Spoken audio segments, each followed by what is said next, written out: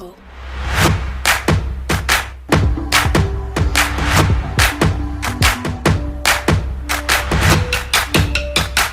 Audio Jungle. Bismillahirrahmanirrahim. Assalamualaikum warahmatullahi wabarakatuh. Yang terhormat Bapak Dosen Andi Samsir SPD MSI selaku dosen pembimbing dari mata kuliah Sejarah Pemikiran Ekonomi, dan terima kasih kepada semua pihak dan teman-teman yang sudah mensupport video ini. Sebelum lanjut ke penjelasan, saya ingin memperkenalkan teman kelompok saya.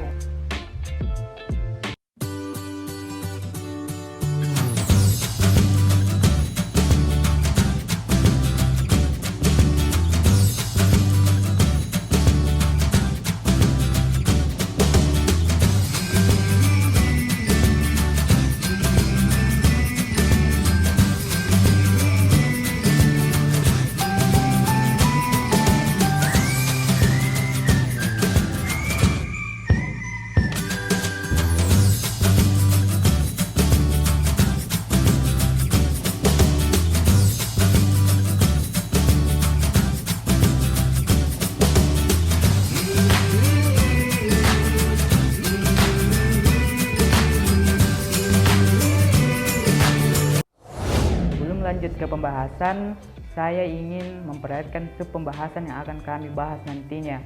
Yang pertama ada kritikan terhadap kebijaksanaan intervensi Keynesian.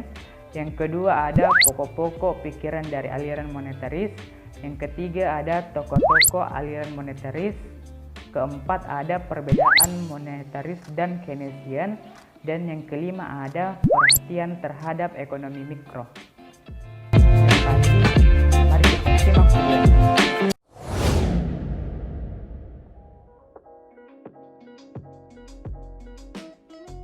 Bismillahirrahmanirrahim. Pertama, saya akan membahas mengenai kritik terhadap kebijaksanaan intervensi pemerintah oleh Keynesian. Banyak pakar-pakar ekonomi yang tidak menyukai pendapat Keynes mengenai pentingnya intervensi pemerintah dalam mengarahkan dan membimbing perekonomian pada arah yang diinginkan. Adapun kritik yang paling vokal berasal dari para pakar ekonomi neoklasik konservatif, yang mana mereka digolongkan dalam dua golongan, yaitu golongan tua dan golongan muda. Golongan tua terdiri dari Menger dan Friedrich August von Liosin-Robbin, yang mana mereka sangat tidak menyukai kebijaksanaan intervensi pemerintah, sama kerasnya dengan mereka mencela paham sosialisme. Adapun kritik yang paling keras berasal dari kelompok yang menamakan diri mereka libertarian, yang mana mereka menempatkan kebebasan individu di atas segala-galanya. Bahkan mereka menganggap bahwa intervensi pemerintah dalam bentuk apapun merupakan sebuah bentuk ancaman terhadap kebebasan individu. Alasan penolakan tersebut diwakili oleh pendapat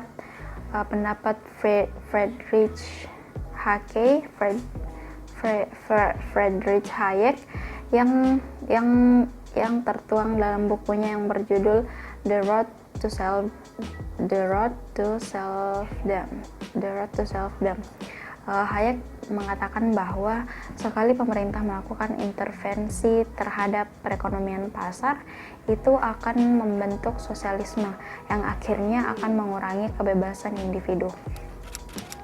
Nah, adapun golongan muda, ada tokoh yang bernama Milton Friedman dari University of Chicago yang merupakan pendukung berat dari perekonomian bebas.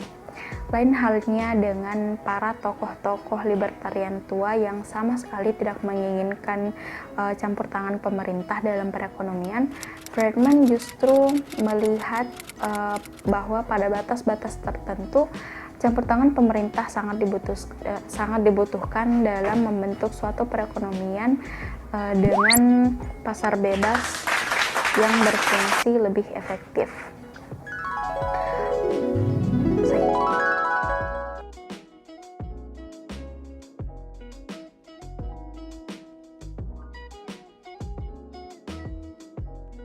Assalamualaikum warahmatullahi wabarakatuh.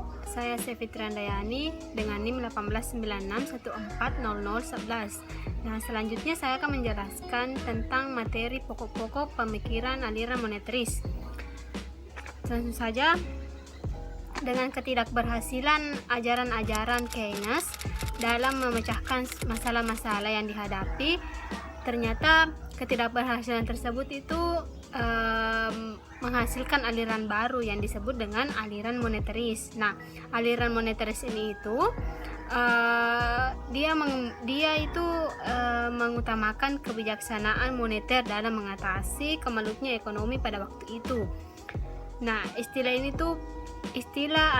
aliran moneteris ini itu pertama kali digunakan oleh Karl Barner untuk menggambarkan berbagai studi di bidang ekonomi moneter dan kebijaksanaan moneter. Nah, pada artikelnya yang berjudul The Role of Money and Monetary Policy pada tahun 1968, dia itu mengatakan pada prinsipnya kelompok moneteris itu mengajukan proposisi. Nah, proposisi yang dimaksud itu adalah perkembangan moneter yang merupakan unsur yang penting dalam perkembangan produksi, kesepakatan kerja, dan harga-harga, bahwa pertumbuhan jumlah uang yang beredar itu merupakan unsur yang paling dapat diandalkan dalam perkembangan moneter, dan bahwa perilaku otoritas moneter itu menentukan pertumbuhan jumlah uang yang beredar dalam gelombang konjuktur. Nah, penekanan pokok dalam pandangan moneteris ini itu terletak pada stok uang. Mengapa demikian? Sebagaimana dijelaskan oleh Friedman dalam tulisannya yang berjudul A Theoretical Framework for Monetary Analysis pada tahun 1970, yang berisi tentang perubahan dalam jumlah uang yang beredar itu sangat besar pengaruhnya terhadap yang pertama itu tingkat inflasi dalam jangka panjang, yang kedua itu perilaku GNP real dalam jangka panjang. Friedman itu selalu menekankan bahwa perilaku dalam laju pertumbuhan jumlah uang yang beredar, akselerasi dan deselerasi itu sangat berpengaruh dalam aktivitas ekonomi real. Nah, selanjutnya itu ketidakstabilan dalam pertumbuhan moneter itu akan tercermin dalam berbagai aktivitas ekonomi, sebagaimana telah disimpulkan bahwa laju pertumbuhan uang yang tinggi itu akan menyebabkan terjadinya booms dan inflasi. Nah, sementara itu penurunan dalam laju pertumbuhan uang itu dapat menimbulkan resesi, bahkan akan menimbulkan deflasi. Nah, Friedman itu selalu mengingatkan bahwa walaupun laju pertumbuhan sangat menentukan untuk kerja GNP itu, akan tetapi dampaknya sendiri itu berlangsung setelah beberapa waktu atau adanya lag. Nah, karena sukar diprediksi, jadi Friedman itu sangat menganjurkan untuk tidak terlalu bermain-main dengan kebijakan moneter. Dia mengatakan perekonomian itu jangan terlalu sering di-style atau fine turning. Mengapa? Karena hal itu akan disebabkan dampak kebijakan moneter yang berubah-ubah justru akan membuat perekonomian itu tidak stabil. Nah, sekian dari saya. Assalamualaikum warahmatullahi wabarakatuh.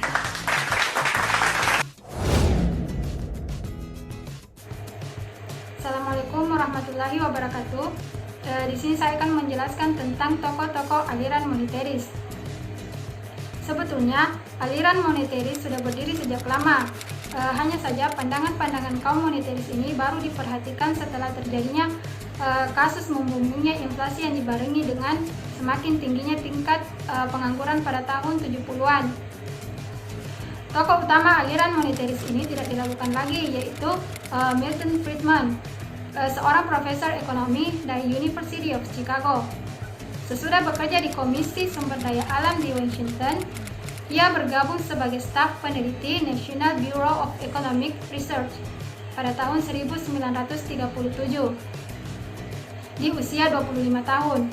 Karena jasa-jasanya yang sangat besar dalam mengembangkan ilmu ekonomi, ia mendapat hadiah Nobel tahun 1976. Pandangan-pandangan Friedman dapat diikuti dari berbagai buku, jurnal, serta artikel-artikel populer di majalah dan koran-koran Amerika.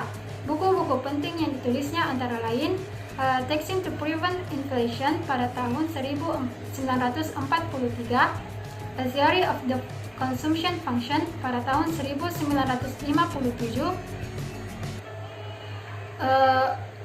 A Program for Monetary Stability pada tahun 1960, Price Theory pada tahun 1962, Capitalism dan Freedom pada tahun 1962, bersama Anna Schwartz menulis A Monetary History of the United States pada tahun 1867 sampai 1960. Selanjutnya, Inflation, Causes and Consequences pada tahun 1963, The Great Contraction pada tahun 1965, kemudian The Optimum Quantity of Money pada tahun 1969, A Theoretical Framework for Monetary Analysis pada tahun 1971, kumpulan tulisan populer There's No Such Thing Such as a Free Lunch pada tahun 1975, Monetary Trends in the United States and the United Kingdom pada 1982, dan Break Promise Decimal Performance pada tahun 1983. Antara Friedman dan monetaris sering dianggap sebagai sinonim, tetapi ini tidak berarti ia sebagai satu-satunya. Tokoh-tokoh lain yang dianggap sealiran atau pendukung-pendukung aliran monetaris antara lain Karl Brunner dari University of Rochester, Alan Mercer dan Bennett McCallum dari Carnegie Mellon, Thomas Mayer dari University of California, Philip Kagan dari Columbia University, David Laidler dan Michael Parkin dari University of Western Ontario, dan William Poole dari Brown University. Perlu juga dicatat bahwa pendukung aliran monetaris tidak terbatas pada ahli-ahli ekonomi dan kalangan akademis saja. Lembaga seperti Federal Reserve Bank dan St. Louis dan Komite Kongres juga banyak menganut perspektif monetaris. Sekian dari saya. Wassalamualaikum warahmatullahi wabarakatuh.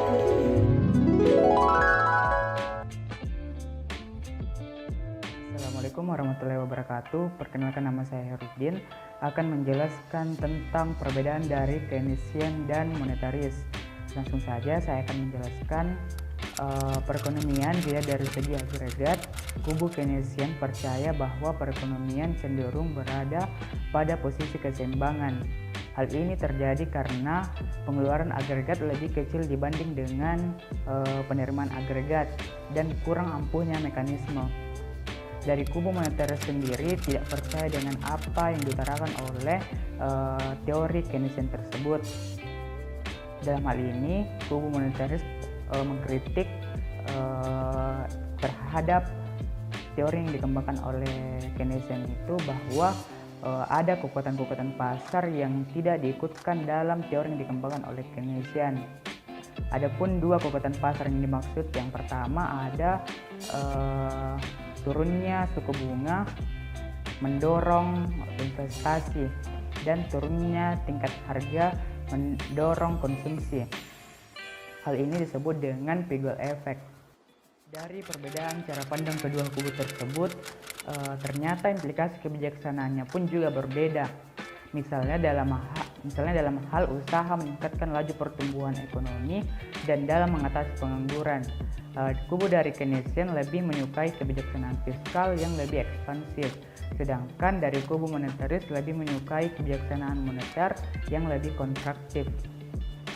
Dari kedua kubu tersebut, antara kubu Keynesian dan kubu monetaris juga berbeda pandang dalam melihat terjadinya fluktuasi ekonomi.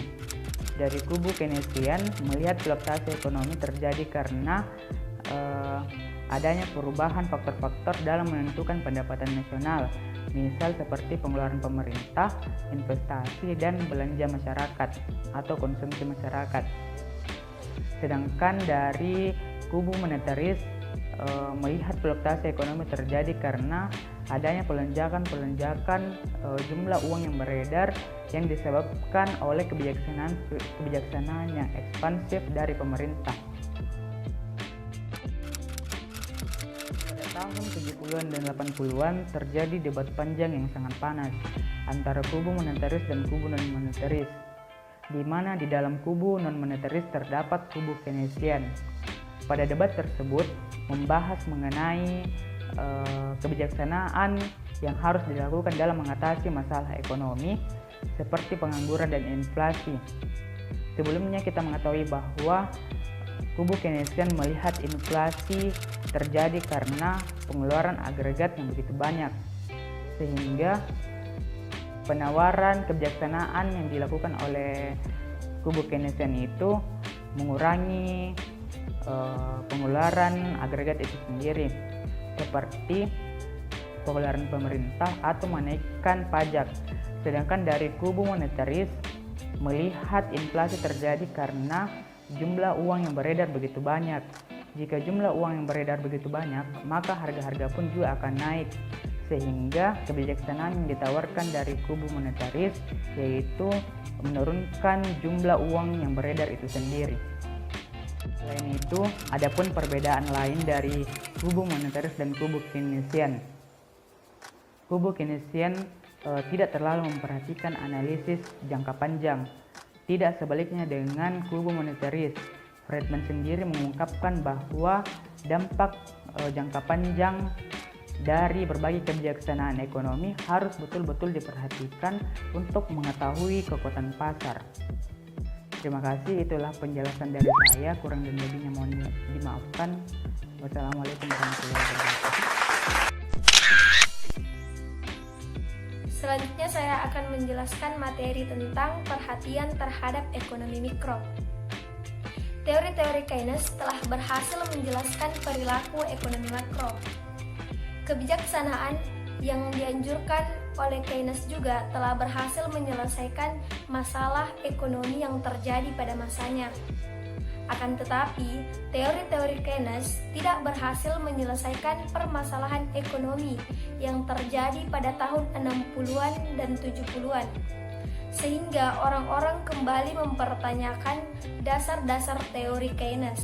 Dua tokoh utama monetaris, yaitu Milton Friedman dan Edmund Phillips, kembali melirik model pasar persaingan sempurna klasik. Mereka menyadari bahwa pasar persaingan sempurna murni tidak ada dalam realita. Akan tetapi, mereka percaya akan kekuatan persaingan dalam perekonomian sangat besar. Dengan demikian, metode yang didasarkan pada pasar persaingan sempurna dinilai lebih baik karena mendekati realita daripada teori oligopoli yang selama ini lebih dinikmati oleh kaum neo-Keynesian. Mereka menganggap harga-harga dan tingkat upah fleksibel menyesuaikan diri dengan keadaan. Dengan demikian, pasar cenderung mendekati posisi keseimbangan. Dengan posisi ini, pasar dikatakan bersih karena semua orang dapat membeli semua barang dan jasa yang ingin ia beli. Semua penjual dapat menjual semua barang dan jasa sesuai dengan harga pasar. Pasar ini hanya ada pada pasar persaingan sempurna, sehingga sumber-sumber daya dapat dimanfaatkan sepenuhnya. Menurut kubu monetaris, bias dari pasar tersebut hanya bisa terjadi apabila pelaku-pelaku ekonomi melakukan kesalahan-kesalahan sehingga keseimbangan terjadi pada level output yang lebih rendah daripada yang seharusnya. Oleh karena itu, kubu monetaris terutama Friedman dinilai sangat berjasa meluruskan falsafah liberal kaum klasik kembali seperti yang diajarkan oleh Adam Smith. Argumen Friedman untuk menyokong ajaran klasik tersebut ialah bahwa benefit yang diterima melalui banyaknya campur tangan pemerintah. Dengan anggapan seperti ini, pakar-pakar ekonomi masa sekarang berusaha mengembalikan orientasi analisis pada ajaran klasik, baik mengenai asumsi yang digunakan, struktur model yang disusun, metodologi yang digunakan, memahami arti uang dalam ekonomi, bahkan mengenai kebijaksanaan ekonomi yang ingin dilaksanakan.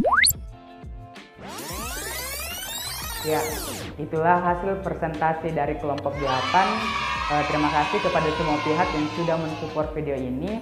Semoga video ini bisa bermanfaat untuk kita semua dan berkah untuk kita semua. Dan mohon maaf jika ada salah-salah kata dari kami pada saat kami menjelaskan. Saya akhiri dengan ucapan wabillahi taufiq wa hidayah. Wassalamualaikum warahmatullahi wabarakatuh.